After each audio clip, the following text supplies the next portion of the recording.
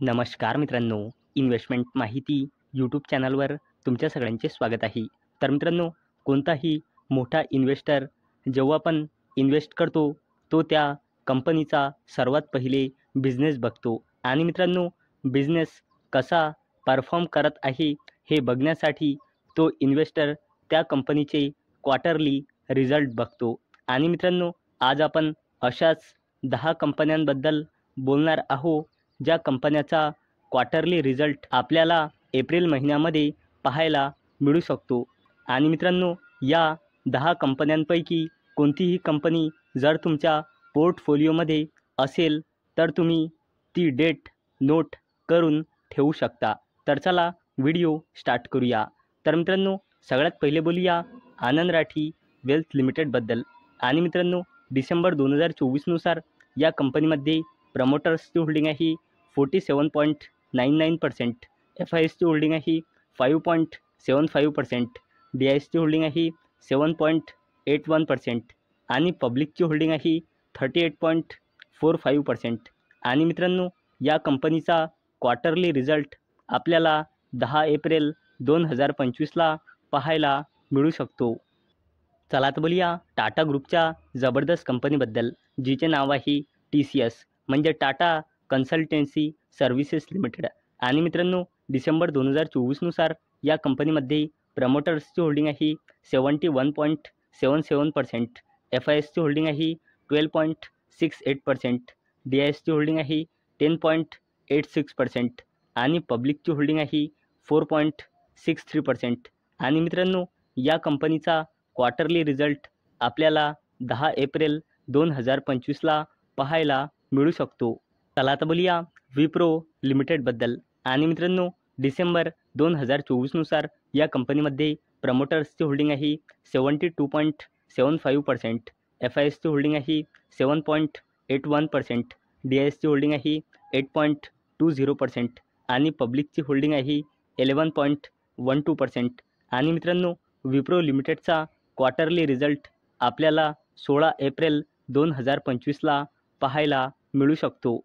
चला आता बोलूया इन्फोसिस लिमिटेडबद्दल. आणि मित्रांनो, डिसेंबर 2024नुसार या कंपनीमध्ये प्रमोटर्सची होल्डिंग आहे 14.43%, FISची होल्डिंग आहे 33.30%, DISची होल्डिंग आहे 38.19% आणि गव्हर्नमेंटची होल्डिंग आहे 0.20% आणि पब्लिकची होल्डिंग आहे 13.62%.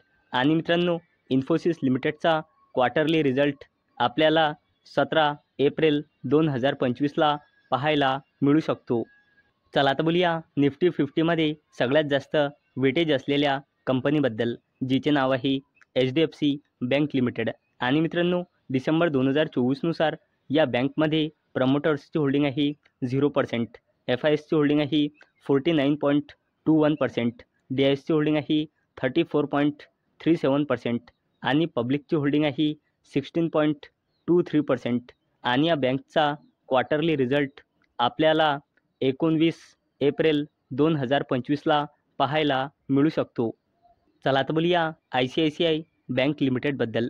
आणि मित्रांनो, डिसेंबर 2024नुसार या बँकमध्ये FISची होल्डिंग आहे 45.70%, DISची होल्डिंग आहे 44.95% आणि पब्लिकची होल्डिंग आहे 9.08%. आणि ICICI बँक लिमिटेडचा क्वार्टरली रिझल्ट आपल्याला 19 एप्रिल 2025ला पाहायला मिळू शकतो. चला आता बोलूया टेक महिंद्रा लिमिटेडबद्दल. आणि मित्रांनो, डिसेंबर 2024नुसार या कंपनीमध्ये प्रमोटर्सची होल्डिंग आहे 35.01%, FISची होल्डिंग आहे 24.19%, DISची होल्डिंग आहे 30.73% आणि पब्लिकची होल्डिंग आहे 9.88%. आणि टेक महिंद्रा लिमिटेडचा क्वार्टरली रिझल्ट आपल्याला 24 एप्रिल 2025ला पाहायला मिळू शकतो. चला तर बोलूया केफिन टेक्नॉलॉजीज लिमिटेडबद्दल. आणि मित्रांनो, डिसेंबर 2024नुसार या कंपनीमध्ये प्रमोटर्सची होल्डिंग आहे 32.96%, FISची होल्डिंग आहे 25.40%, DISची होल्डिंग आहे 19.42% आणि पब्लिकची होल्डिंग आहे 22.22%. आणि केफिन टेक्नॉलॉजीज लिमिटेडचा क्वार्टरली रिझल्ट आपल्याला 28 एप्रिल 2025ला पाहायला मिळू शकतो. चला तर बोलूया सिमेंट सेक्टरच्या नंबर 1 कंपनीबद्दल, जिचे नाव आहे अल्ट्राटेक सिमेंट लिमिटेड. आणि मित्रांनो, डिसेंबर 2024नुसार या कंपनीमध्ये प्रमोटर्सची होल्डिंग आहे 60%, FISची होल्डिंग आहे 16.98%, DISची होल्डिंग आहे 15.15% आणि पब्लिकची होल्डिंग आहे 7.64%. आणि मित्रांनो, अल्ट्राटेक सिमेंट लिमिटेडचा क्वार्टरली रिझल्ट आपल्याला 28 एप्रिल 2025ला पाहायला मिळू शकतो. चला तर बोलूया एक्साईड इंडस्ट्रीज लिमिटेडबद्दल. आणि मित्रांनो, डिसेंबर 2024नुसार या कंपनीमध्ये प्रमोटर्सची होल्डिंग आहे 45.99%, FISची होल्डिंग आहे 11.72%, DISची होल्डिंग आहे 17.64% आणि पब्लिकची होल्डिंग आहे 24.63%. आणि एक्साईड इंडस्ट्रीज लिमिटेडचा क्वार्टरली रिझल्ट आपल्याला 30 एप्रिल 2025ला पाहायला मिळू शकतो. तर मित्रांनो, आजच्या या व्हिडिओमध्ये आपण अशा 10 जबरदस्त कंपन्या बघितल्या ज्याचा क्वार्टरली रिझल्ट आपल्याला एप्रिल 2025मध्ये पाहायला मिळू शकतो. तर मित्रांनो, मला अपेक्षा आहे हा व्हिडिओ तुम्हाला इन्फॉर्मेटिव्ह वाटला असेल. तर मित्रांनो, जर तुम्हाला हा व्हिडिओ आवडला असेल तर या व्हिडिओला लाईक करा आणि चॅनलला सबस्क्राईब करा. आणि मित्रांनो, हा व्हिडिओ फक्त आणि फक्त एज्युकेशन पर्पजसाठी बनवलेला आहे. माझ्याकडून काहीही रेकमेंडेशन नाही की तुम्ही या स्टॉक्सना बाय करा, सेल करा किंवा होल्ड करा. तर चला भेटूया नेक्स्ट व्हिडिओमध्ये. तोपर्यंत टाटा, बाय बाय.